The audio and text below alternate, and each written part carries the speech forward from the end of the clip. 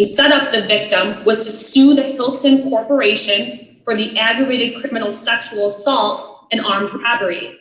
Defendant indicated to this witness that he was planning on setting up another aggravated criminal sexual assault with another different female victim.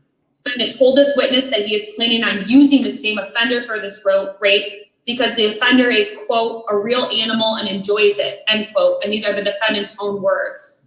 Defendant told this witness that he had. Now listen, I'm not going to speak much. I'm going to let the audio take y'all where I need to take y'all. Now, but I'm real briefly, this is a guy just got arrested in Chicago. What he was doing was hotel scams. He was robbing people, mainly women, raping them, and murdering them in local Chicago hotels. Now, he was caught, but just listen. To set up the rape and robbery, he told this witness that he was scouting the Hilton for a lawsuit due to their poor security and surveillance cameras. Defendant is captured on a court-ordered consensual overhear, admitting to a witness that he set the incident up involving the victim, that the victim was in fact robbed of $3,700, and that this was compensation for robbing the victim. Defendant states on the recording that he did not know the victim was raped, but he did know that she was robbed. Defendant, who has a relationship with several civil attorneys through bringing in potential lawsuits, indicated on video that he gets money from attorneys to bring in clients. Let me pause it right there. Now, this guy that just got arrested, he got contracts with lawyers to go into like big hotels and get lawsuits. So in this case, the whole thing was to go in, rob, sexual assault, and then a person to be able to come back and sue the hotel. Let me start this audio over.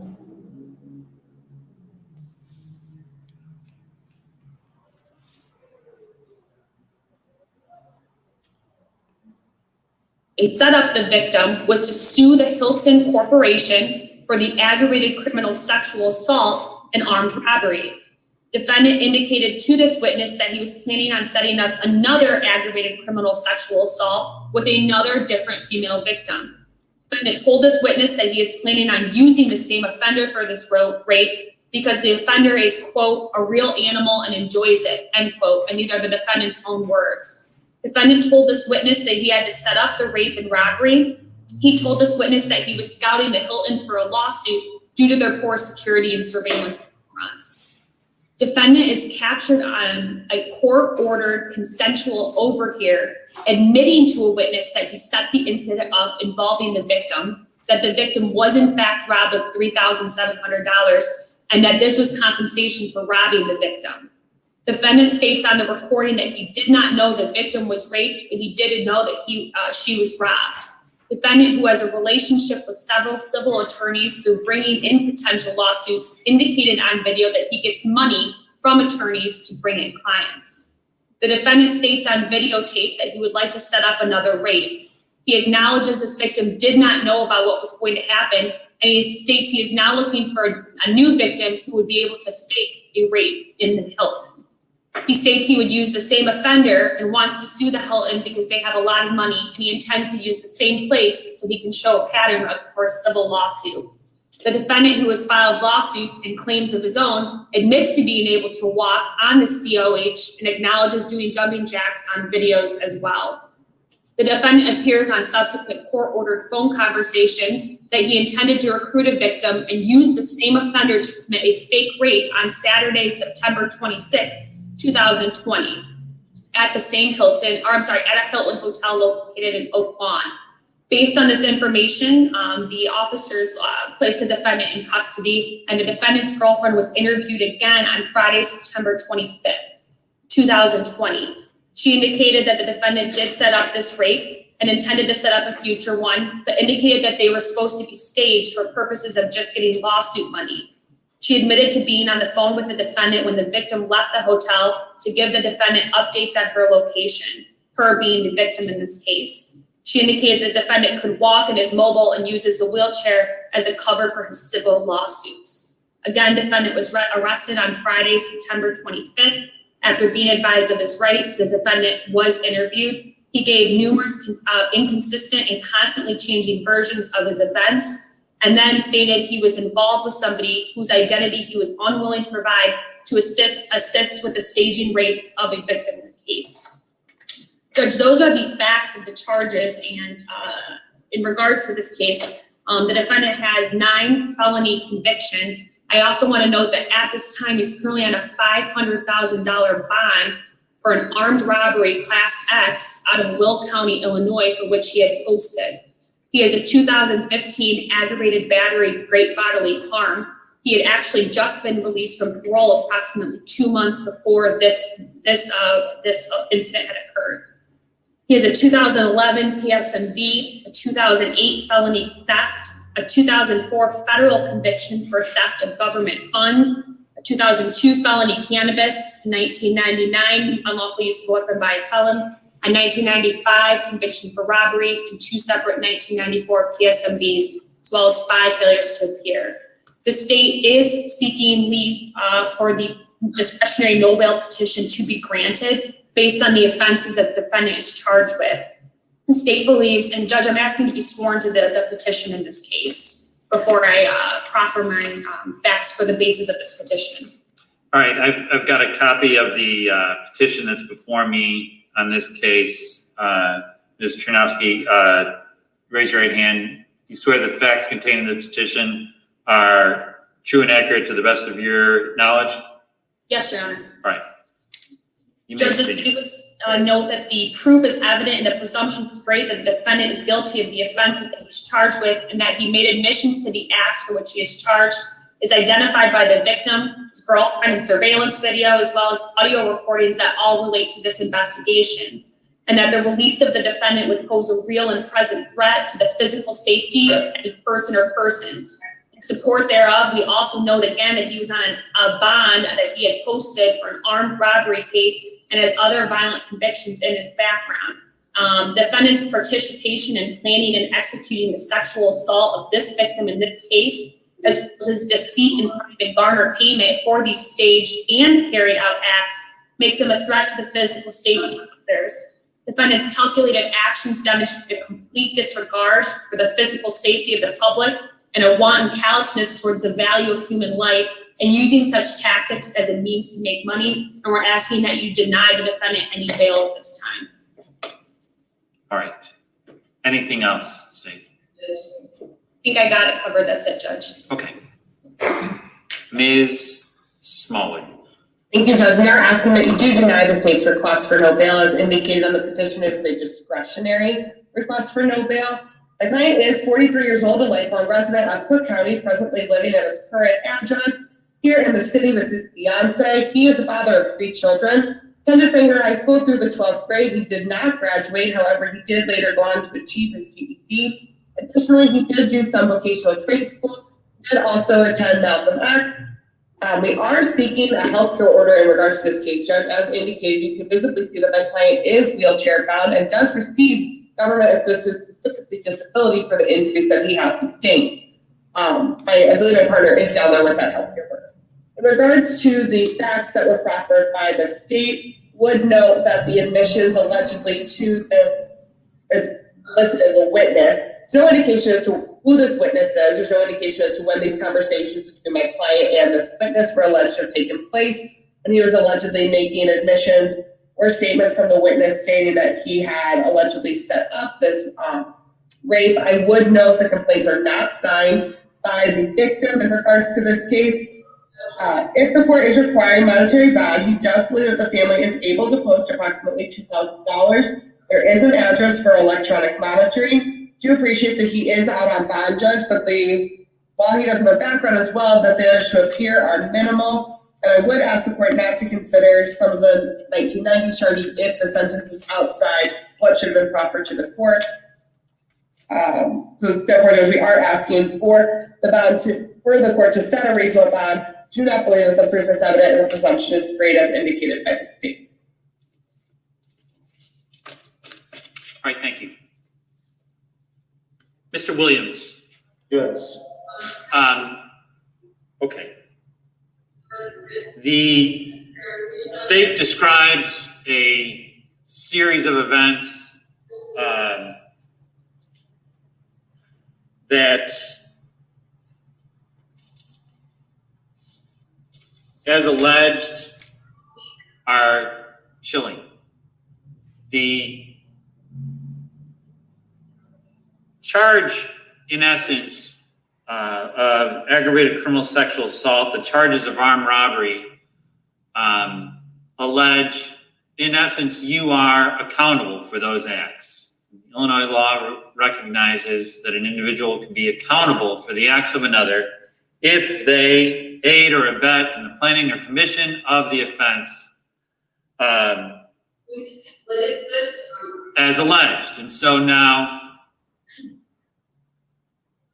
you are, I guarantee you, I'm not looking to have a conversation with you. Your attorney has given me the mitigation. I'll consider those legal arguments.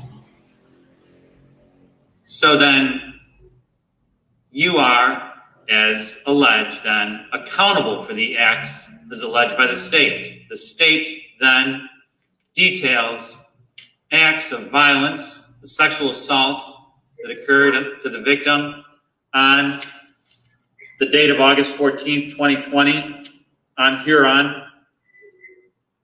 where the victim was not only sexually assaulted, but then also robbed by force of United States currency.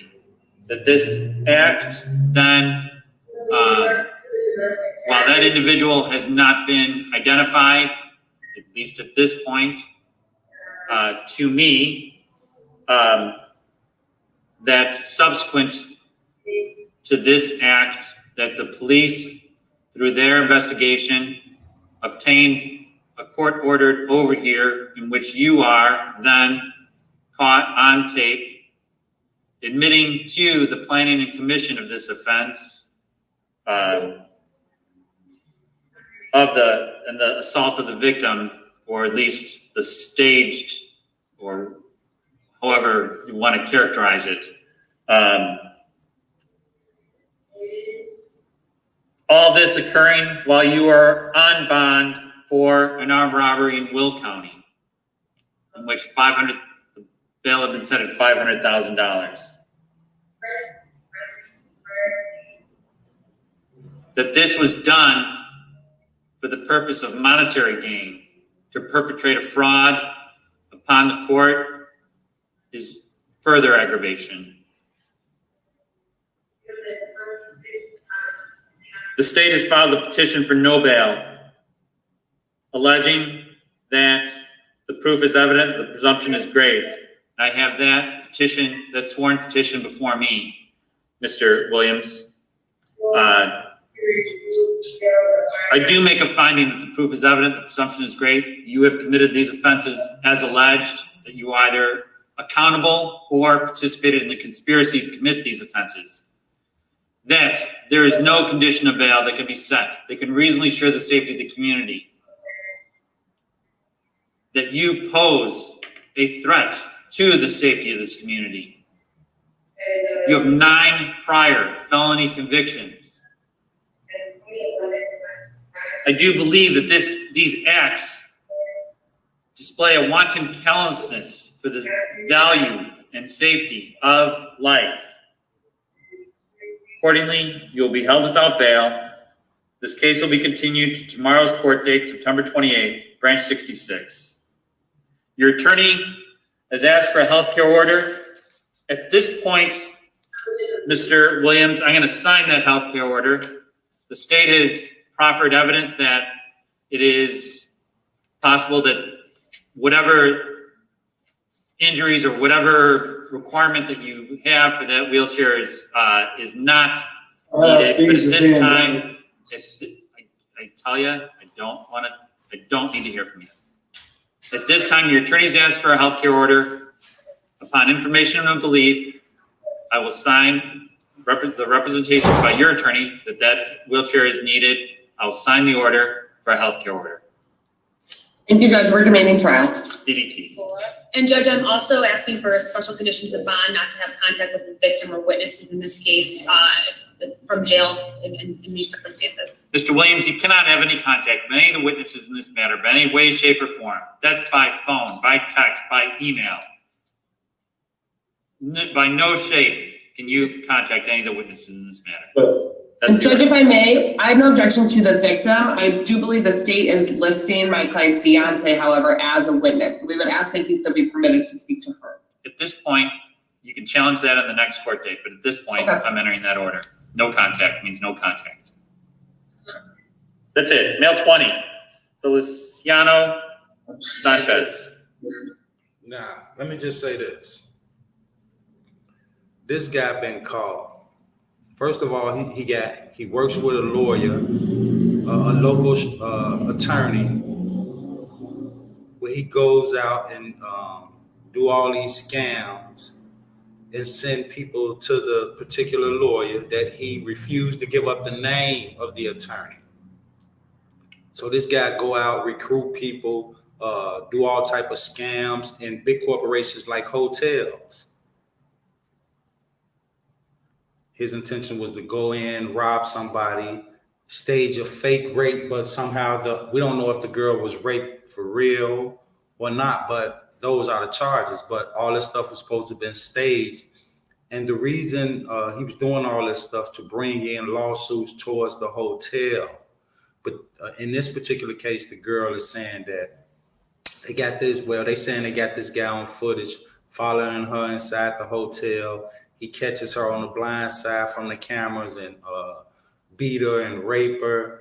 And at one point, he tried to make her perform oral sex on him, and she ended up vomiting. And he got upset and ripped her clothes off and supposedly sexually assaulted her. And but what saved her in this particular case, her friend noticed that she didn't come back to the hotel room. And this guy even supposed to have rented the hotel room. And they were supposed to have been partying or whatever. And her friend noticed she didn't return back to the hotel room. So she went to go look for her, and she found her in the hotel hallway, tied to the railing with her purse strap. The guy was supposed to have cut her purse strap and used that to tie her to the railing in the hallway. But anyway, her friend subsequently found her in the hallway, and that's what saved her, because the guy had supposedly went back to the hotel room and continued on partying like nothing ever happened. And due to the fact that her friend was wise enough and cared about her friend enough to go seriously look for her, that's what saved her life. That's what saved the girl's life. So again, in this particular case, what saved the girl's life is that her friend cared about her enough to go look for her, and thank God she found her. And now they got this guy, but this guy, they know that this guy contract with local lawyers, law firms to go out and do these scams in hotels, and they bring about these lawsuits to sue the hotel. You can hear it when you go back and watch this video. You can hear that the state's attorney said that this is the way they target big hotels. They got a lot of money, so they can just go in and get these fake lawsuits. They go in and do these fake rapes and all this crazy stuff. But it says again that his last name is Williams. Don't know the first name yet, but he's scheduled to appear in Chicago court tomorrow. So hopefully, us as YouTubers, we can do what we do, the research, and, we can get down, find out more information about this particular case and this guy, because who knows? And I get it how, I get it, and I bring it straight to y'all, and, hopefully the right thing done with it. I appreciate y'all coming in. I like to get straight to the point and get up out of here. One love, I'm gone.